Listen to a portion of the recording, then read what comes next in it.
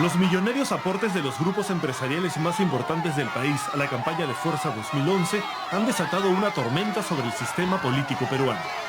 Por un lado, grandes grupos empresariales contribuyendo con dinero en efectivo a las arcas del fujimorismo en plena campaña electoral.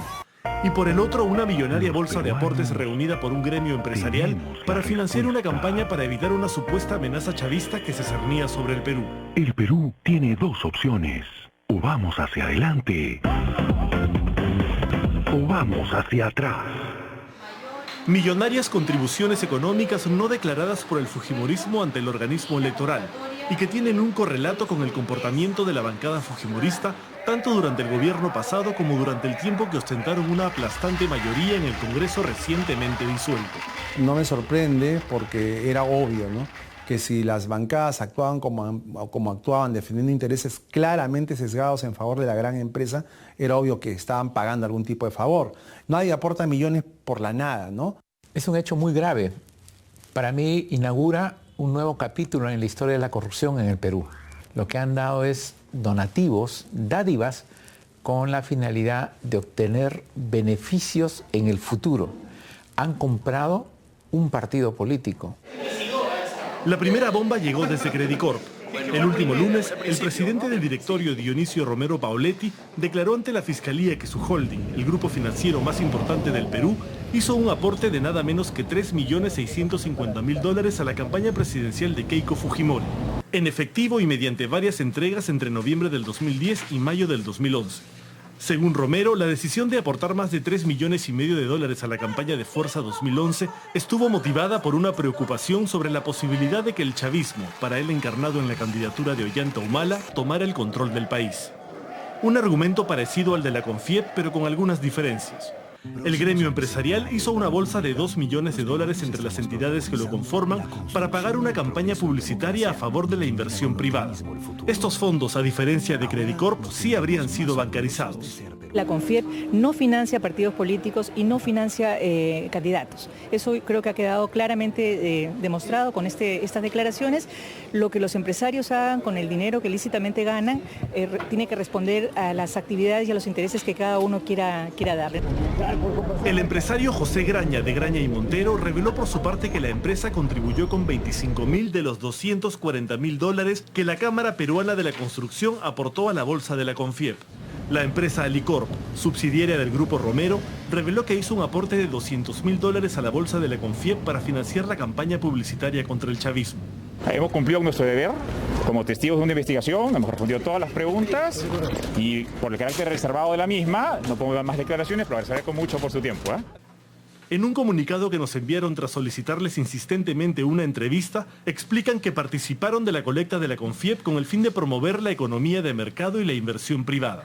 Nadie aporta millones por la nada, ¿no? Eso de decir que yo estaba dando plata por miedo, por temor, porque estaba preocupado de que determinado candidato subiera al poder, eso no se lo cree nadie, pues, ¿no? Pero lo cierto es que hasta esa declaración implica una subestimación de la inteligencia de los peruanos. ¿Aportaron las empresas directamente a Fuerza 2011 o a la campaña de la CONFIEP con la finalidad de luego cobrar dichos aportes con leyes favorables a sus intereses? El caso de Alicorp es significativo, pues cuando se discutió la ley de alimentación saludable en el Congreso, la bancada fujimorista se opuso tenazmente a la aprobación de los octógonos, una postura compartida por buena parte de la industria alimentaria. El Congreso, a través de la Comisión de Defensa del Consumidor que presidía el congresista fujimorista Miguel Castro, se encargó durante un largo año de tratar de eliminar los octógonos y quisieron imponer un nuevo tipo de etiquetado, que es un sistema que nadie entiende, ¿no? Ahora los octógonos, a la luz de los pocos meses que tienen de vigencia, han demostrado que son un sistema claro, directo y conciso para que el consumidor sepa si compra o no compra de manera informada un producto. El fundador del Grupo Gloria, que también tiene una importante participación en el mercado de los alimentos, reveló esta semana que hizo un aporte personal de $200.000 a la colecta de la CONFIEP.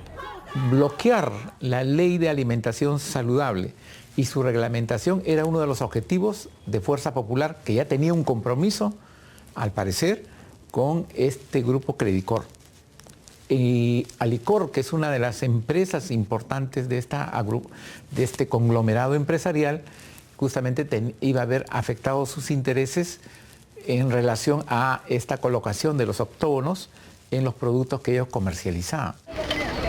Un dato que confirma el interés de la misma Keiko Fujimori en bloquear los octógonos surgió de una revelación que hiciera la propia ex candidata presidencial. Defenderemos los intereses del pueblo contra los lobbies y el poder de las grandes empresas.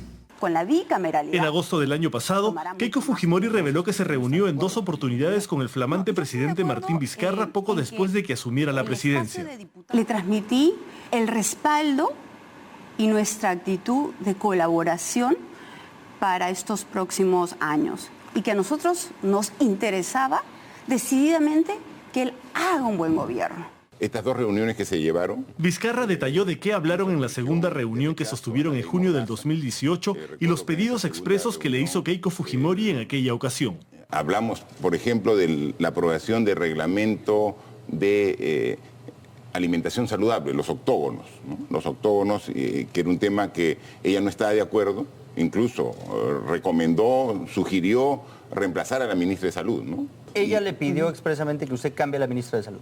Sí, por supuesto. Me dijo de que no consideraba que era una ministra competente y que sin decirle nombres sería mejor que la cambie. O sea, la primera autoridad del Estado dijo que ella le había pedido eso y además le había pedido la cabeza de la ministra Silvia Pesá. Son declaraciones del presidente de la República. O sea, eso es una prueba contundente de cómo se mezcla la defensa de determinados intereses empresariales con la política en el Congreso. Entonces, al final tú no sabes si una ley se está dando o discutiendo para beneficiar a quién, ¿no? O sea, se supone que las leyes son para beneficiar a los ciudadanos, pero al final resulta con tantos ejemplos, claro, que eso no es cierto.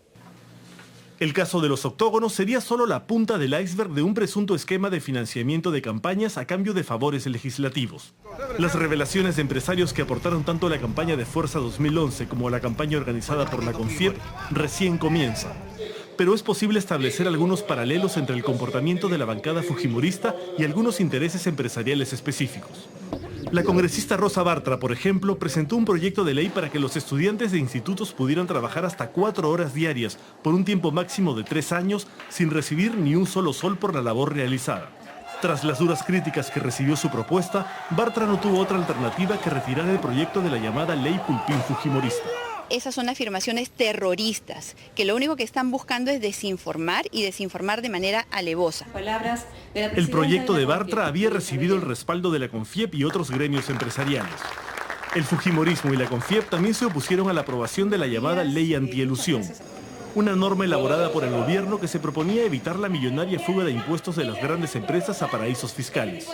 Los congresistas fujimoristas Miki Torres y Rosa Bartra intentaron sin éxito modificar la norma en favor de las empresas que iban a verse afectadas. Ha habido una coincidencia, por decirlo generosamente, pero siempre han compartido los mismos objetivos. La CONFIEP ha tenido un aliado permanente en la bancada de Fuerza Popular para sus objetivos y sus intereses. En realidad, Fuerza Popular se ha desempeñado como una bancada de la CONFIEP, se ha desempeñado como una bancada de los grandes intereses empresariales. El expresidente de la CONFIEP, Roque Benavides, reveló esta semana ante la Fiscalía que la minera Buenaventura también aportó a la bolsa de la CONFIEP. Aportaron a una campaña en favor de la empresa privada. Y eso fue lo que aportó Compañía Mina Buenaventura. No aportó a ninguna campaña política. ¿Y cuánto aportó Buenaventura? $200.000. ¿A qué configuró específicamente? No, pero no sea malito. No, pues no. Nosotros no hemos apoyado a ninguna campaña política. Ahora sabemos que Buenaventura aportó $200.000 a la campaña de la CONFIEP y la minera Volcan hizo otro aporte de $260.000 a la misma bolsa. ¿Podría eso explicar por qué la congresista Úrsula Letona presentó un proyecto para flexibilizar los mecanismos de consulta previa a las comunidades donde las empresas extractivas planean operar?